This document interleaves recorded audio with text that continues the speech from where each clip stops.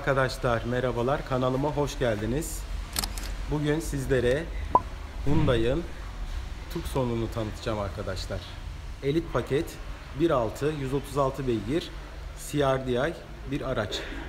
7 ileri çift kavramalı DCT şanzımana sahip. Kanalıma abone olmayı, videolarımı beğenmeyi ve paylaşmayı unutmayın. Gelin bakalım bize Hyundai neler sunmuş. Evet arkadaşlar, şöyle gördüğünüz üzere heybetli bir görüntüsü var aracımızın. Ben bunu şeye benzetiyorum. Bu Amerika'daki Ford F-Max'lar var ya, pick-up'lar. Böyle kaba ama çok tatlı bir görüntüye sahip. Bakın, keskin hatları görüyor musunuz? Oradaki aşağıdaki led gündüz farları, işte üst farlarda da üstünde de bulunan böyle güzel ledler arabaya şık bir hava katmış arkadaşlar. Fakat maalesef farlarımız halojen arkadaşlar. Mercekli ama tabii ki. Şöyle bir yanışını görelim. Buradan sinyal lambalarımız. Gördüğünüz üzere aynalarımız katlanır ve aynalarımızın üstünde de arkadaşlar sinyal lambalarımız var. Baktığımızda kocaman bir panjurla karşılaşıyoruz ama güzel krom detaylarla böyle taçlandırılmış. Hatta şekilleri falan gayet güzel.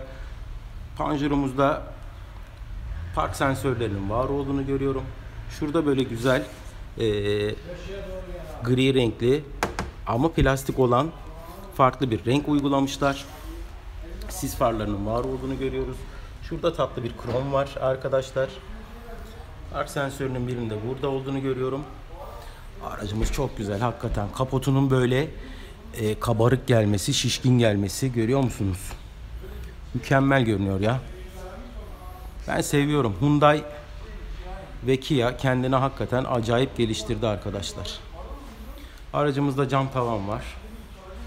Açılır cam tavan bu arada. Yan tarafına doğru geçiyorum arkadaşlar. Şöyle güzel bir basamağın var olduğunu görüyorum. Burada da gördüğünüz üzere. Bu arada anahtarsız giriş çıkış çalıştırma olduğu için aynalar, ben yaklaştıkça anahtar cebimde kendini açıp kapatıyor. Görüyor musunuz? Omuz çizgisinin üstünden şöyle güzel bu tarafa doğru yükselen, C sütununa doğru giden, hatta şöyle arka stoplara doğru giden güzel bir çizgi var. Buradan şu kıvrımdan almışlar. Kapı kilidinin altından aşağıya doğru iniyor. Çamurluk üstlerine koyulan dodikler güzel durmuş. Şöyle plastik bir aksam ama arabayı yandan da böyle heybetli göstermiş. Bence çok güzel bir araba. Mükemmel bir SUV arkadaşlar. Hatta bu birazcık da kısaltılmış olanı. Biliyorsunuz bunun biraz daha bir tık daha kaba olanı vardı. Arkadaşlar aracımızın lastiklerine baktığımızda 245 R19W yani yüksek performans lastiği var. Continental ile gelmiş. Ön arka disk frenlere sahip. Baktığımızda yalıtım açısından bunun da böyle çamurluğunun keçeyle kaplanmış olduğunu görüyorum. Yan basamaklardan bahsetmiştik. Aynı altı ledlerimiz var. Gayet güzel arkadaşlar. Önde de böyle dodiklerin plastik olması hakikaten araca ayrı bir hava katmış. Gelin şöyle arka tarafına doğru geçelim. Krom detay bunda da var arkadaşlar. Gördüğünüz üzere cam çıtalarının krom olması, hatta böyle C sütununa doğru kıvrılması hakikaten güzel bir hava vermiş arabaya. Kaldı ki kapı açma kollarımızda böyle krom.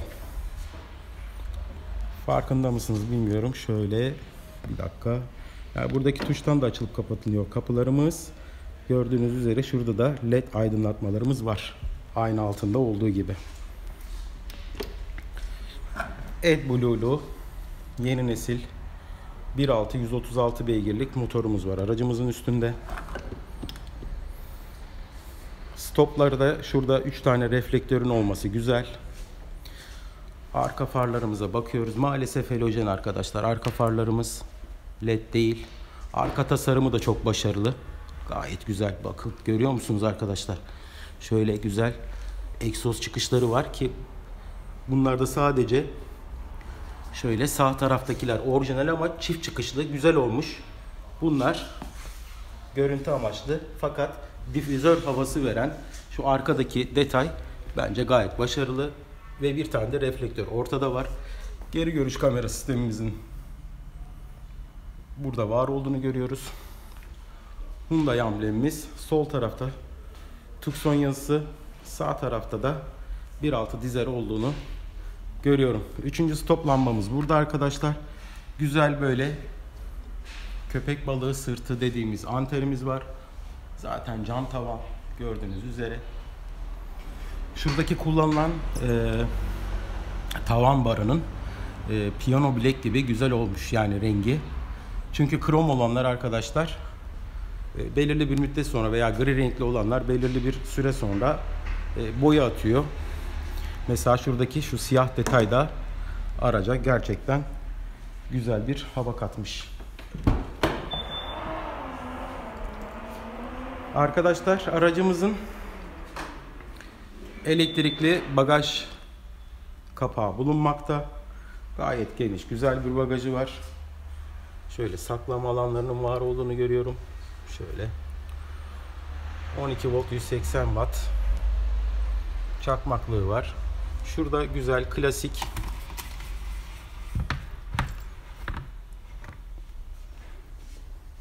şöyle bir pandizotumuz var. Ben bunu diğer işte bagaj kapağıyla kalkıp inen şeylerden daha çok seviyorum. Bu daha kullanışlı. Onun bir müddet sonra ipi kopuyor vesaire başka şeyler oluyor. Şuradan bagajımızı kapatıyoruz. Nasıl güzel havalı değil mi? Arkadaşlar bu arada bagajımız 513 litre hacme sahip. Aracımızın ağırlığı 1582 kilo. 62 litrede yakıt kapasitesine sahip.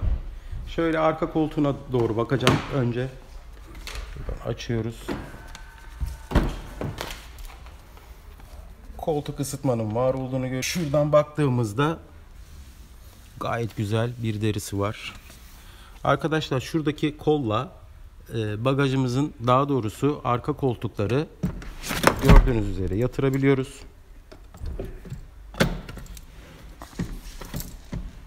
Hatta bagajı biraz daha geniş hale bakın burada durdu.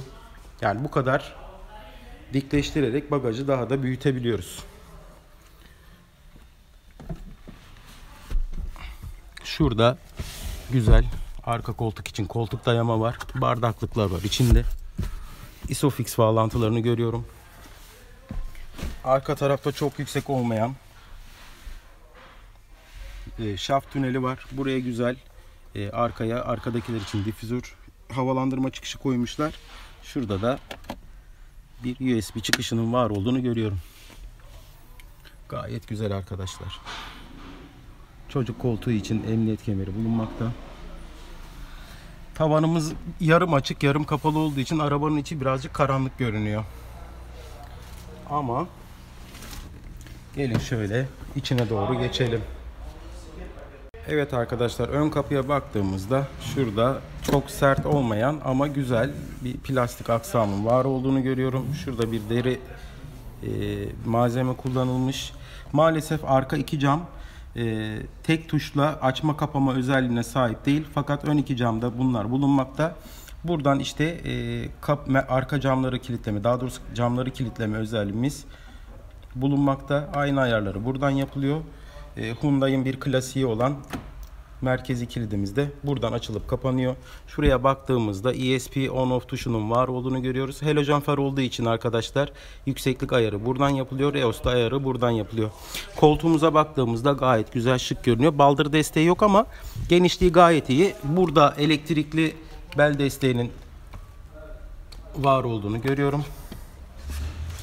Şurada plastik bir aksam kullanılmış. Güzel. Buraların çizilmemesini sağlar. Şimdi bir şeye dikkat ettim. Tamam, hani yalıtımı arabanın çok kötü değil. Güzel. Baktığım araştırmalarda yalıtımdan çok şikayet eden yok ama mesela 3008 videosunda bir ayrıntı çekmiştim. Paylaştığımda göreceksiniz. Şuradaki gelen fitilin ben aşağıya doğru inmesini de isterdim. Yani şuralarda da fitilin olmasını isterdim. Çünkü yan sesleri hakikaten oradaki fitil kesiyor arkadaşlar. Şöyle baktığımızda kapıda bir reflektör görüyorum. 1,5 litreye yakın suları alabilecek genişlikte kapı cebinin var olduğunu görüyorum. Gelin şimdi içine doğru geçelim. Evet arkadaşlar, güzel. Gayet konforlu. Şöyle start stop özelliğimiz var. Aracımızı çalıştıralım.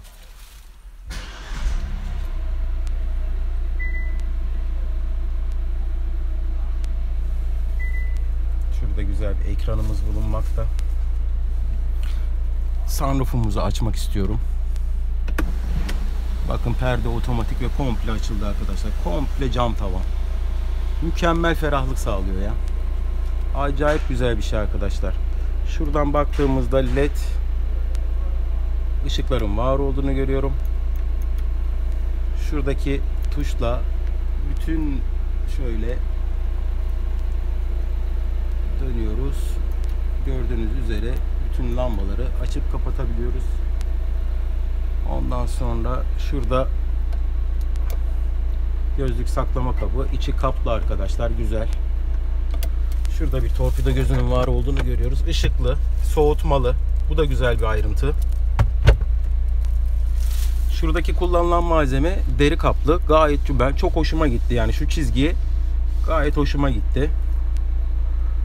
Navigasyon sistemi içinde kurulu geliyor arkadaşlar. Şuradaki malzeme biraz sert ama yumuşak, güzel. Ben beğendim. Direksiyon sistemimiz gayet güzel, yumuşak. Baktığımızda arkadaşlar hız sabitleme sistemini buradan kontrol ediyoruz. Diğer teyp özelliklerini, multimedyamızı ve telefon özelliklerimizi buradan takip ediyoruz. Aracımızda kendiliğinden yanan, kararan otomatik farlar var. Kendiliğinden çalışan sileceklerimiz var. Kararan dikiz aynası var.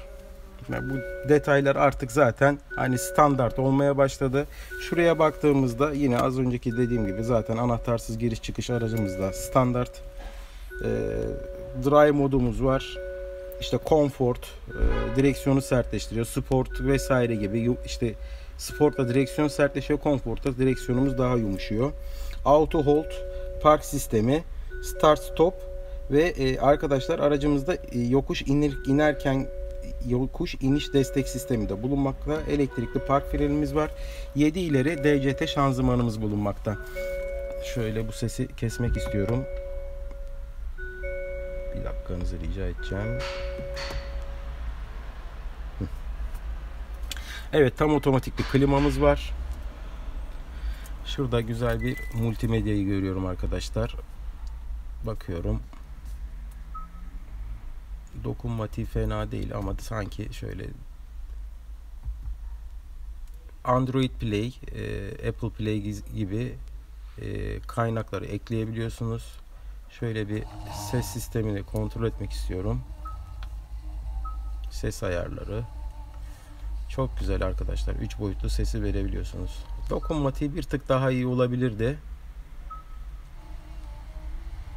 Ama yine de güzel, makul seviyelerde. Şöyle. Mercedes-Benz finansal hizmetlerle gayet güzel, tatminkar edici bir ses sisteminin var olduğunu söyleyebilirim. Arkadaşlar aracımızın iç dikiz aynasında şöyle bir pusulamız var. Gördüğünüz üzere North kuzey işaretini yazıyor. İşte tam otomatik klimamızdan bahsettik. Çift taraflı. Bu arada aracımızda arkadaşlar koltuk ısıtma da var. Gördüğünüz üzere buradaki tuşlar.